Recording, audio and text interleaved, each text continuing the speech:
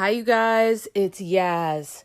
Today, I want to talk about how people are not always who you think they are. And I'm going to talk about a case that I saw on Dateline that really hit home for me, because when I saw this case, even I had a hard time picking out whether this guy was innocent or guilty in drowning his wife in the bathtub, okay?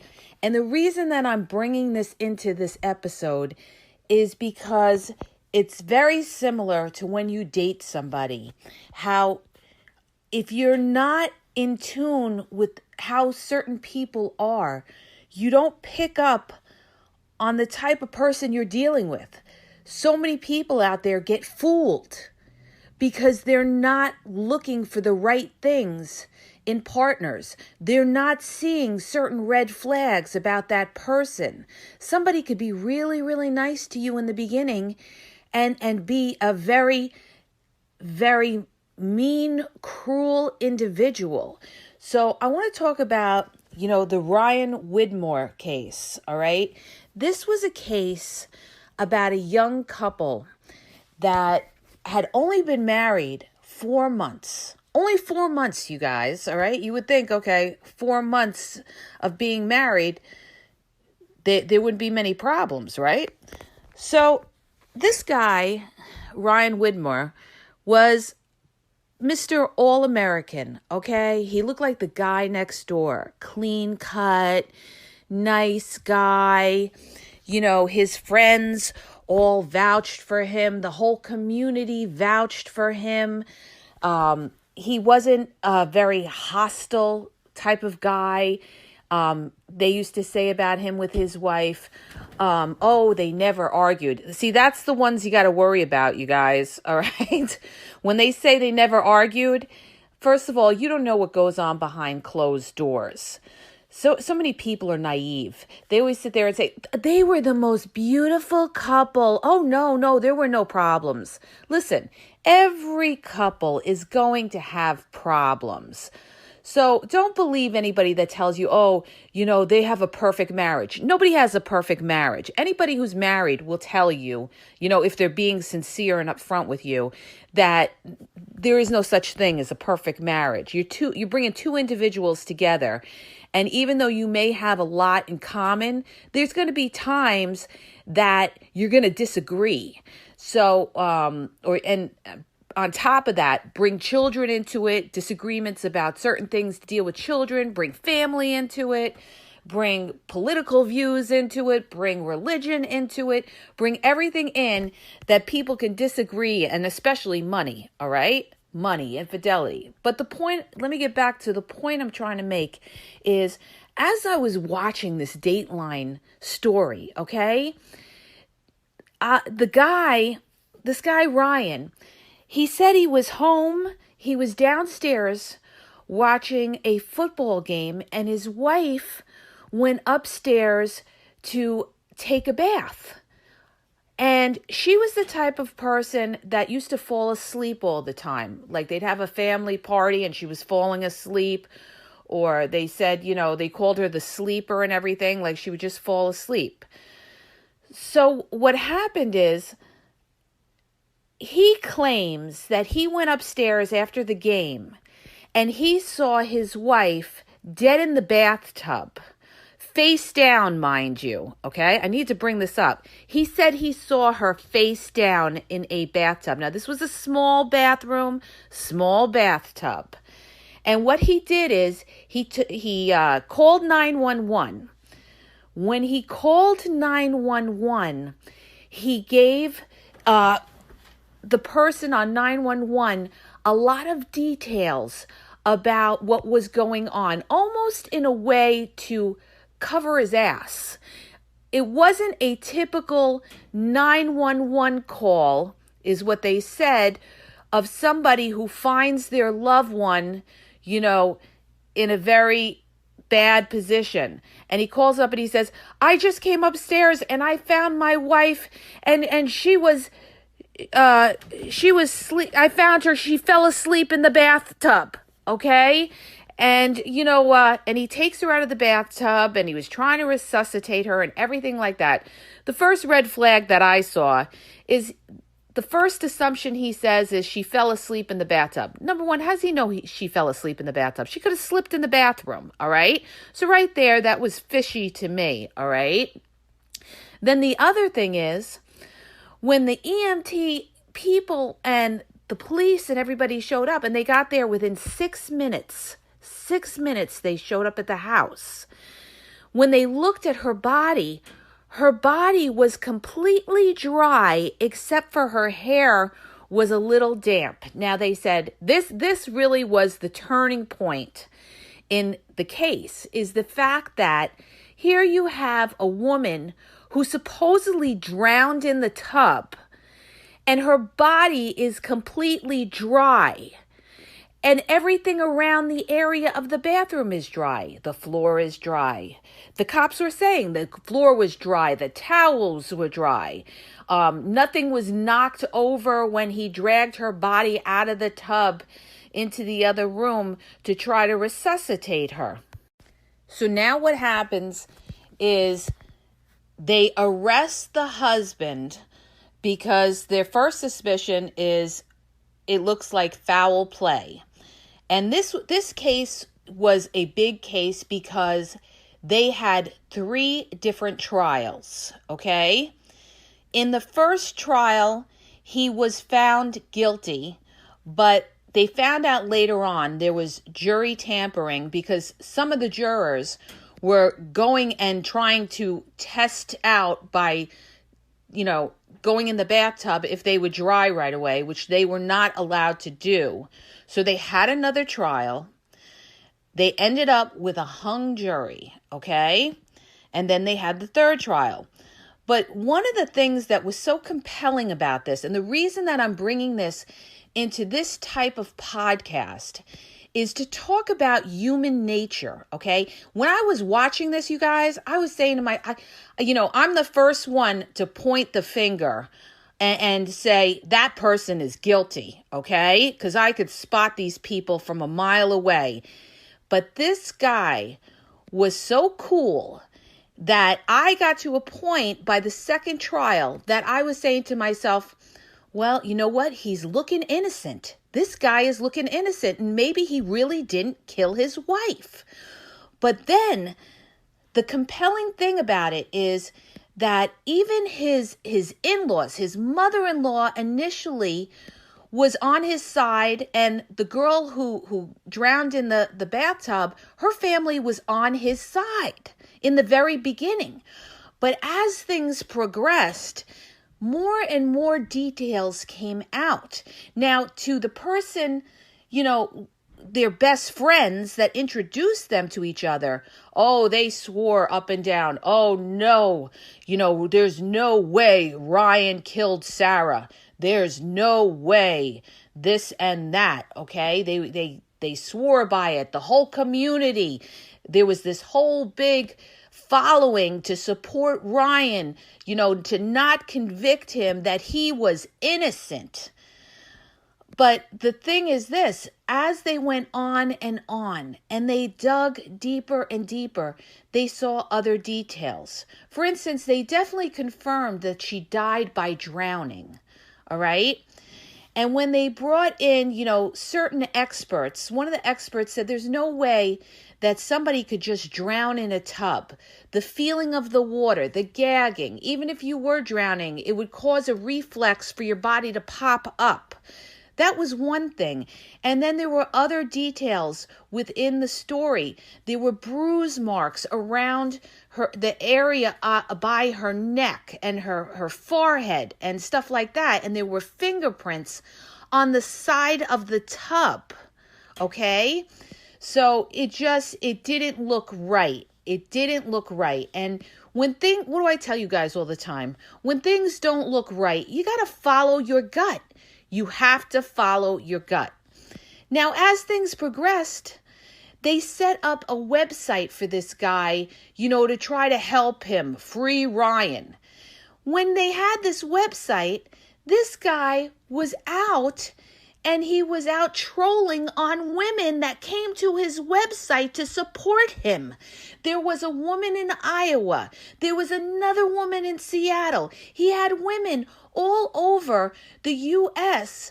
that he was contacting and being friendly with in other ways than just his support of him trying to get off on this case of murdering his wife in the bathtub.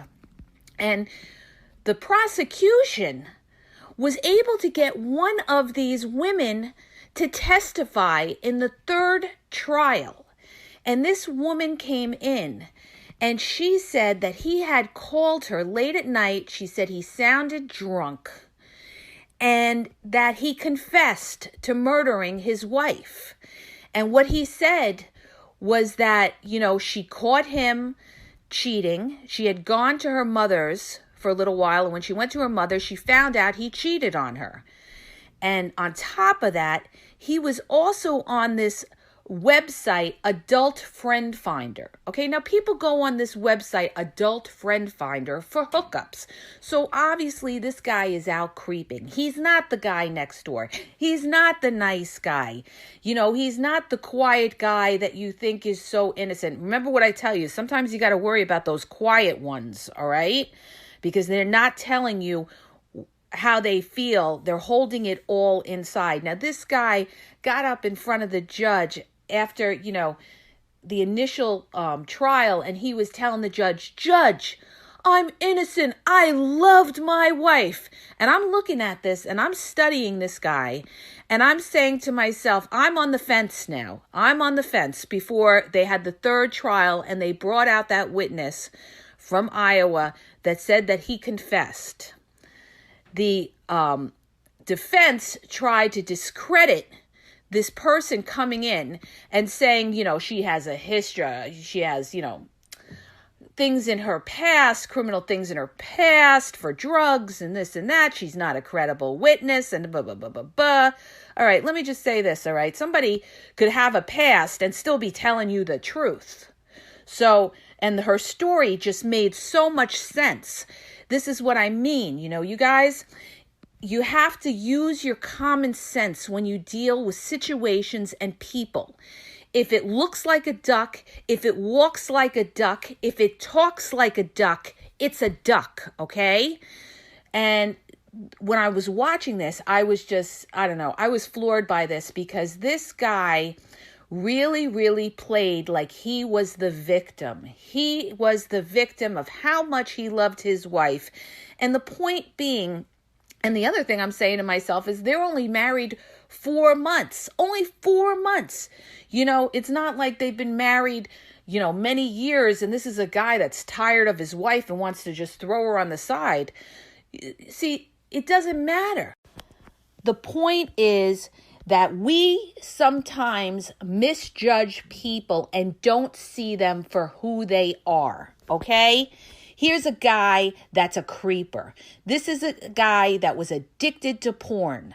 This is a guy that's newly married.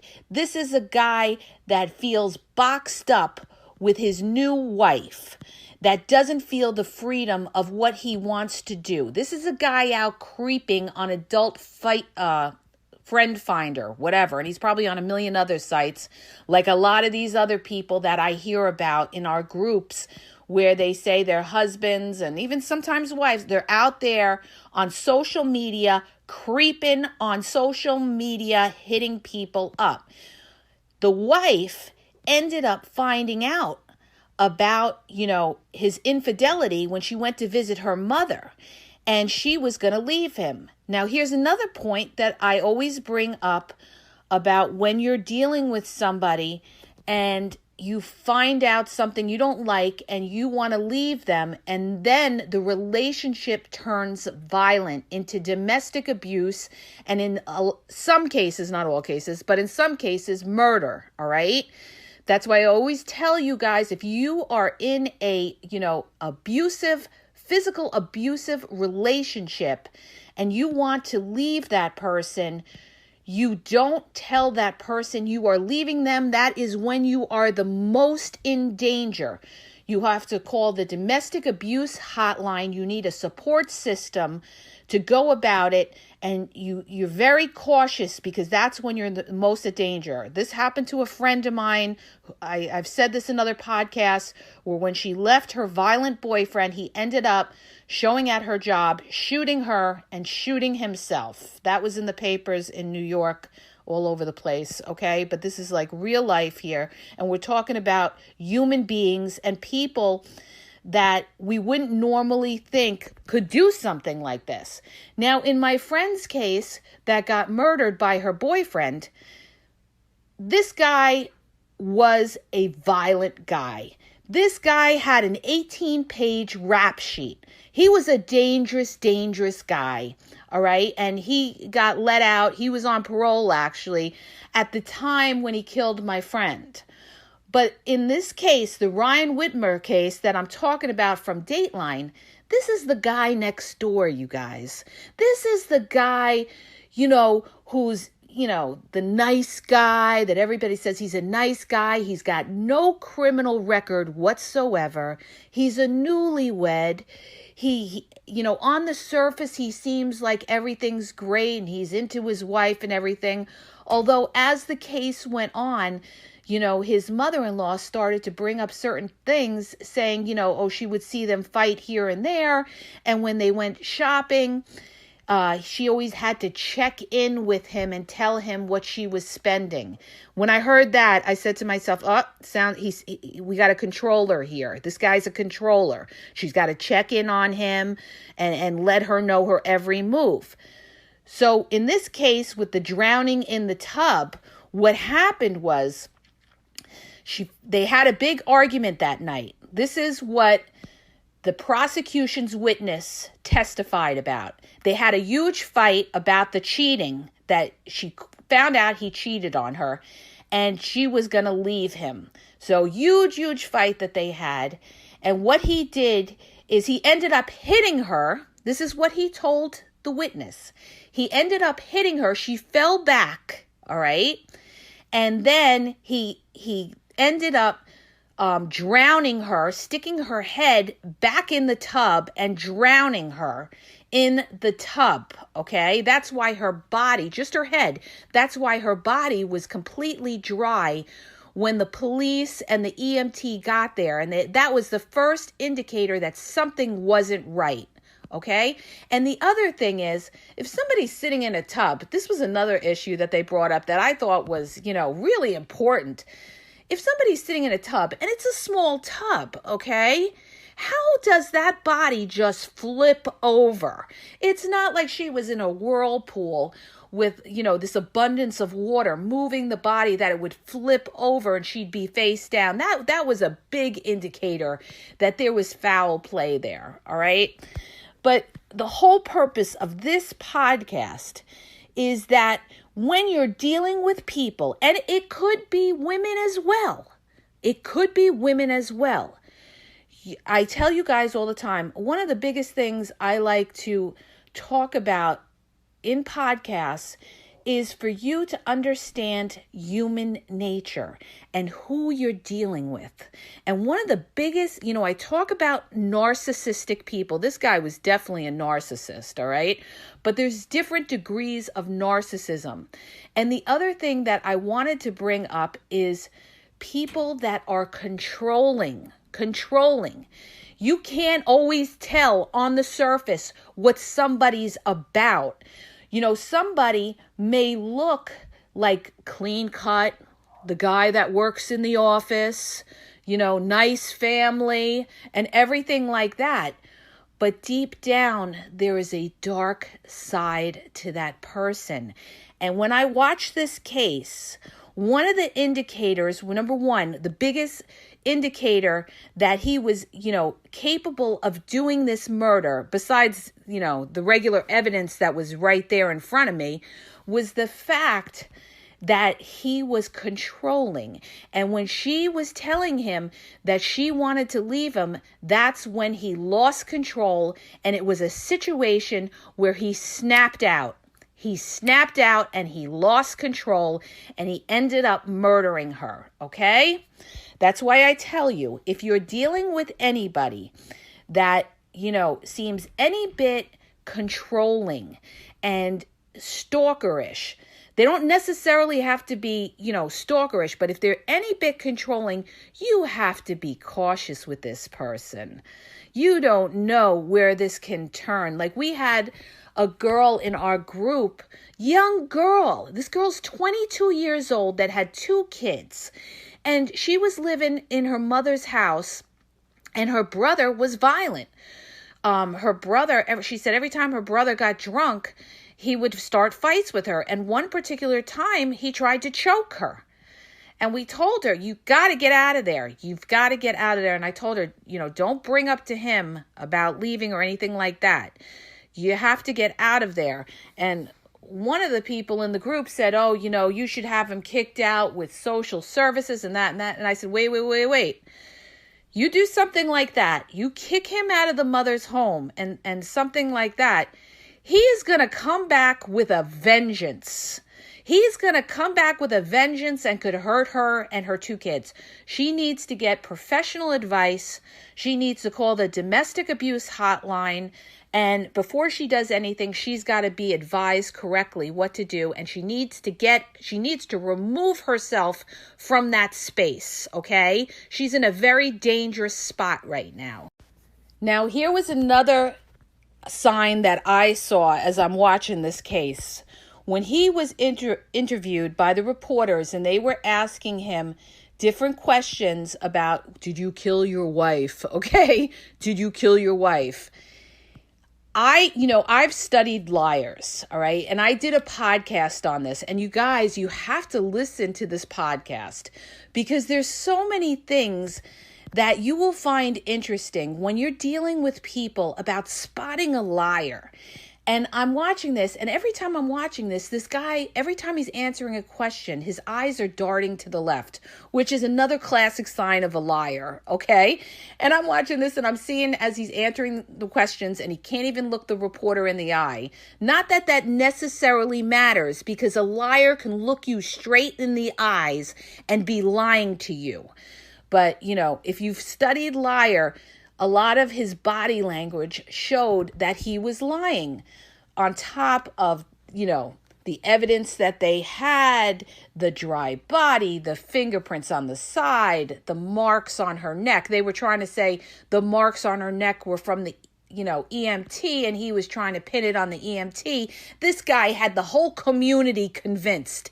Even the radio personalities within that Ohio area, in the beginning, they were initially feeling, sympathy for him, that he was this innocent guy and he was wrongly convicted, and that in some cases people just die, for no apparent medical reasons, even though she was a 24-year-old girl, completely healthy and everything like that. There could be something that happens, that people die unexplained and everything like that. But the evidence showed that this guy was, in fact, a murderer, okay? And he was somebody who his wife didn't know. She did not know how dangerous he was when she married him, because he seemed like a nice guy. She didn't see the red flags of this type of guy, that this guy was a closet creeper. This guy was addicted to porn. This guy was a social media whore. And when I tell you about a social media whore, what I mean is he just couldn't resist inboxing that, inboxing this, talking to this one, talking. It's like it's an addiction, you guys. Go listen to my podcast on, these social media type of whores, that what I'm trying to say is they're so addicted to the attention that they need to feel that admiration of somebody who, feel important. They need that validation from outside people that there's something.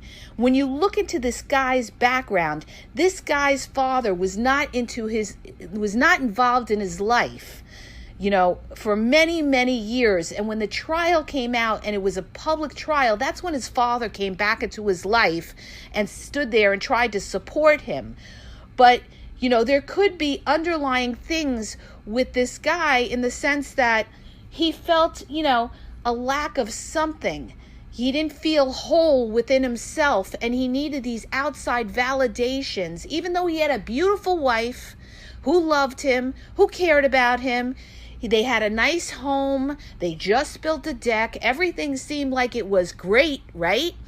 And yet, this guy was out there creeping on social media, even to the point where his website, for his support, he was out there trolling on women and creeping and contacting women all over the place for his support. He got involved with one of the women, and he ended up getting her pregnant before he ended up going to prison, because on the third trial, they found him guilty. They finally got him. And, the jury stood there and they said, we got it right. We got it right. And one of the jurors said, when I went into this, I went in thinking that, this is an innocent man. And everything, all the evidence came to the point that this guy was shady as fuck, all right? And he had an underlying personality within himself. He was an actor. He got up in front of that judge. He was an actor. Judge, crying. I loved my wife, wearing the wedding band in the courtroom and everything like that. Oh, please, go give him the Academy Award down the street, okay? I mean, this guy almost had me convinced. He almost had me convinced, and I'm pretty good at sizing up people. And it wasn't until I looked deeper and deeper, and I said, you know what? Something's not right here. Dry body, drowned. This girl drowned in her, she fell asleep in the tub and the body is completely dry. No drippings of water anywhere. Nah. There's foul play here. There's foul play. And once they really unraveled it and had that witness that made sense, that explained everything, that's when you really saw it for what it was.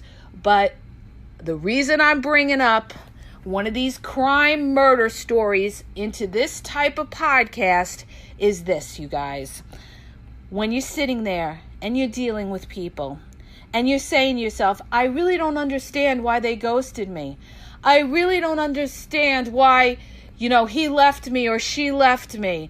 Or I don't understand why they're nice one minute, they tell me how much they love me, and the next minute they're yelling at me and fighting with me and everything like that.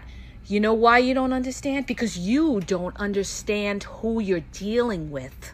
You're not seeing this person for who they truly are.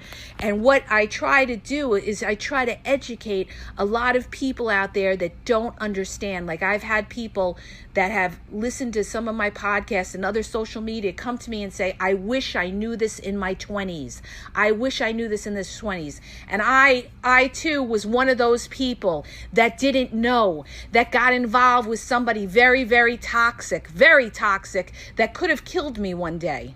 I truly believe that. One of my friends said to me, you ought to kiss the ground that you got away from that guy. And I truly believe that.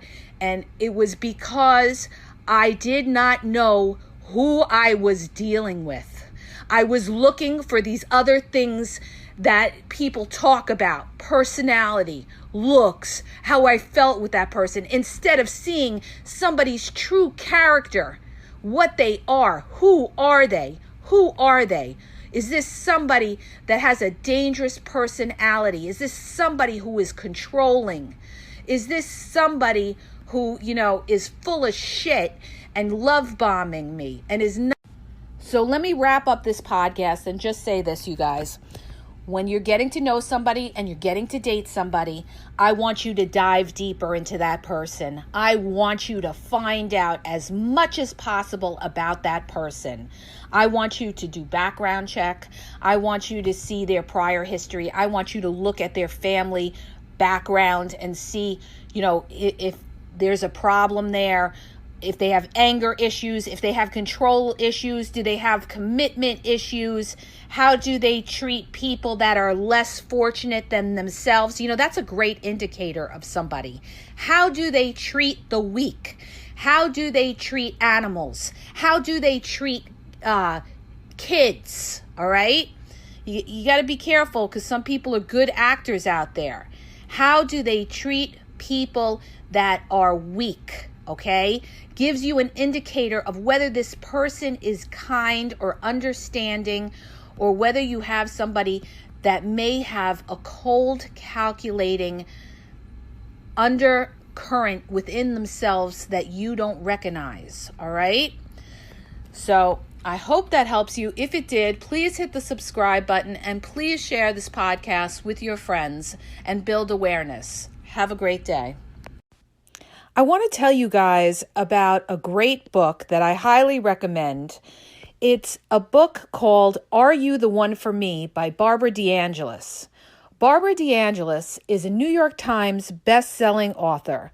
She's got a lot of books, you guys, on Amazon, and you can listen to it free through Audible's 30-day trial. 30-day free trial. It doesn't cost you anything. And in her book, she talks about, if you're married and you're wondering if you could be happier, if you're single and wondering how to avoid another wrong partner, or you're wondering if the person you're with is the one for you. This book is so spot on. I got this book years ago. A friend recommended it to me because let's face it, when we're growing up, nobody tells us these things, right? So we learn through years of experience, and this book sums up so much and is so relevant to relationships and getting to know what somebody is about, how to avoid making the mistakes that we make, the 6 essential qualities to look for in a mate, how to spot fatal flaws in a partner, how to create that sexual chemistry you want. So go to Audible, and you can go to my link, which is tinyurl.com/AskYazNow. Okay. And you have 30 days to get a free audiobook. You can cancel anytime. And on top of that, you guys, there's other books on there too. There's other books that she's written, like What Women Want Men to Know, The Secrets About Men Every Woman Should Know. So go to the link tinyurl.com/AskYazNow and get your free trial membership.